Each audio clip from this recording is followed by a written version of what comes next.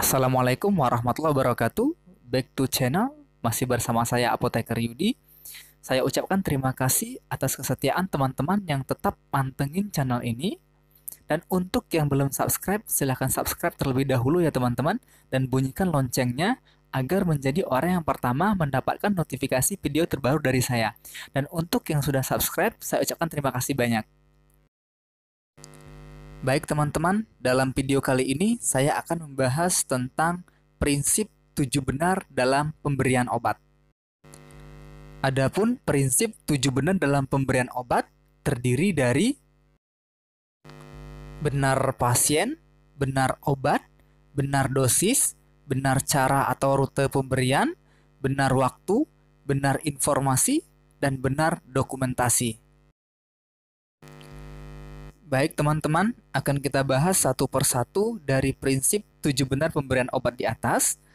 Namun sebelumnya, bagi yang belum subscribe, silakan subscribe terlebih dahulu dan bunyikan loncengnya agar menjadi orang yang pertama mendapatkan notifikasi video terbaru dari saya. Baik teman-teman, kita bahas prinsip yang pertama, yaitu benar pasien. Sebelum obat diberikan kepada pasien, cek identitas pasien terlebih dahulu. Pastikan bahwa pasiennya adalah benar, dengan cara meminta pasien menyebutkan nama, umur, dan alamat dengan jelas. Untuk penyebutan nama, misalnya nama pasiennya Yudi Saputra.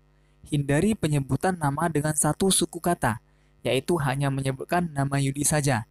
Hendaknya dengan menggunakan dua suku kata, yaitu Yudi Saputra, baru kemudian disertai dengan umur dan alamat. Tujuannya yaitu untuk menghindari terjadinya kesalahan pasien. Yang kedua, benar obat. Sebelum obat diberikan kepada pasien, cek kesesuaian antara resep dan obat yang telah disiapkan. Jika resep tidak terbaca, lakukan konfirmasi kepada dokter penulis resep.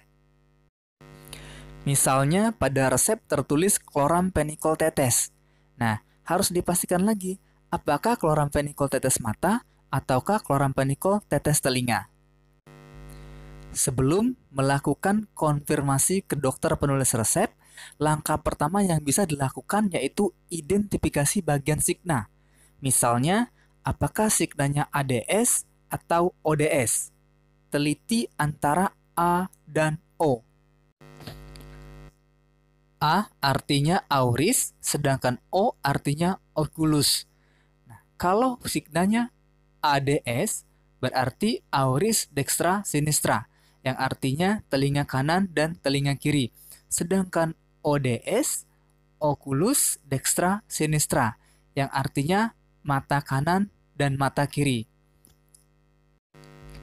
Dari signa yang tertera, sebenarnya sudah bisa diidentifikasi apakah telinga ataukah mata. Namun, jika masih ragu, silakan konfirmasi ke dokter penulis resep. Yang ketiga, benar dosis. Sebelum obat diberikan kepada pasien, pastikan dosisnya benar.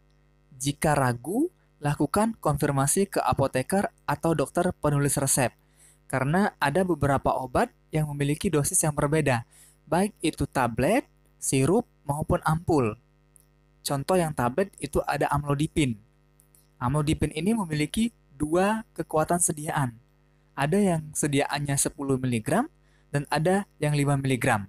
Nah, disinilah dituntut seorang farmasis harus hati-hati dan teliti agar tidak terjadinya kesalahan dosis yang diberikan. Yang keempat, benar cara atau rute pemberian. Pada pemberian obat, dapat dilakukan melalui sejumlah rute yang berbeda, dengan mempertimbangkan keadaan umum pasien, kecepatan respon yang diinginkan, sifat kimiawi dan fisik obat, serta tempat kerja yang diinginkan. Nah, ada obat yang diberikan melalui oral, misalkan tablet, sirup, ada yang topikal, seperti sawat dan krim. Dan masih banyak lagi contoh-contoh obat yang diberikan dalam bentuk yang lainnya. Yang kelima, benar waktu. Waktu pemberian obat ini sangat penting. Apakah obatnya diberikan sebelum makan ataukah sesudah makan? Menyesuaikan dengan jenis obat yang diterima pasien. Nah, untuk obat-obat lambung, itu diminum setengah jam atau 1 jam sebelum makan. Contohnya omeprazol, ranitidin, antasida, sukralfat, dan lain-lain. Sedangkan untuk asam mefenamat diminum sesudah makan. Kenapa asam mefenamat diminum sesudah makan? Untuk menghindari terjadinya iritasi pada lambung. Signa pada resep juga sering kita jumpai, ada signanya terdedi, ada juga bisdedi. Nah, kalau terdedi berarti obat itu diberikan 3 kali dalam sehari, sedangkan bisdedi diberikan 2 kali dalam sehari atau 2 kali dalam 24 jam. Nah, kalau signanya terdedi berarti obat tersebut diberikan setiap 8 jam. Sedangkan kalau dia bisdedi, obat tersebut berarti diberikan setiap 12 jam. Yang keenam, benar informasi. Berikan informasi tentang obat yang didapat pasien dengan jelas, mulai dari tujuan dan cara mengkonsumsi obat, efek samping yang mungkin timbul, dan rencana lama terapi. Misalnya efek sampingnya mengantuk, maka jelaskan kepada pasien untuk tidak melakukan aktivitas yang menggunakan mesin ketika mengkonsumsi obat tersebut, seperti hindari menyetir, baik itu mobil maupun sepeda motor. Nah, untuk lama terapi yang digunakan, sampaikan kepada pasien, misalnya antibiotik, maka obat antibiotik itu harus diminum selama minimal 5 hari tanpa terputus.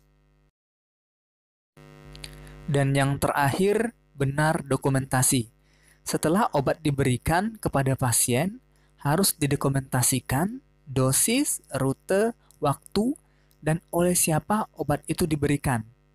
Dan untuk resepnya, disimpan di tempat yang aman. Disimpan selama minimal 5 tahun. Baik teman-teman, sudah diuraikan prinsip 7 benar dalam pemberian obat.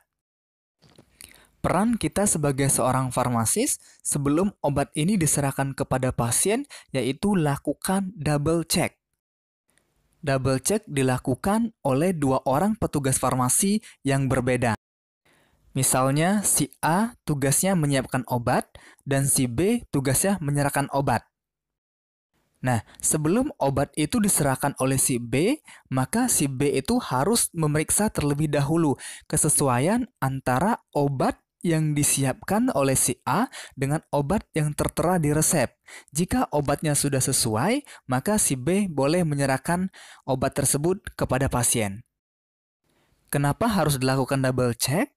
Tujuannya yaitu untuk menghindari terjadinya kesalahan pemberian obat kepada pasien. Demikian teman-teman untuk video singkat kali ini. Semoga video ini bermanfaat bagi teman-teman semua. Jika teman-teman ada saran dan masukan, silakan teman-teman tinggalkan di kolom komentar. Terima kasih, sampai jumpa di video saya yang berikutnya. Assalamualaikum warahmatullahi wabarakatuh.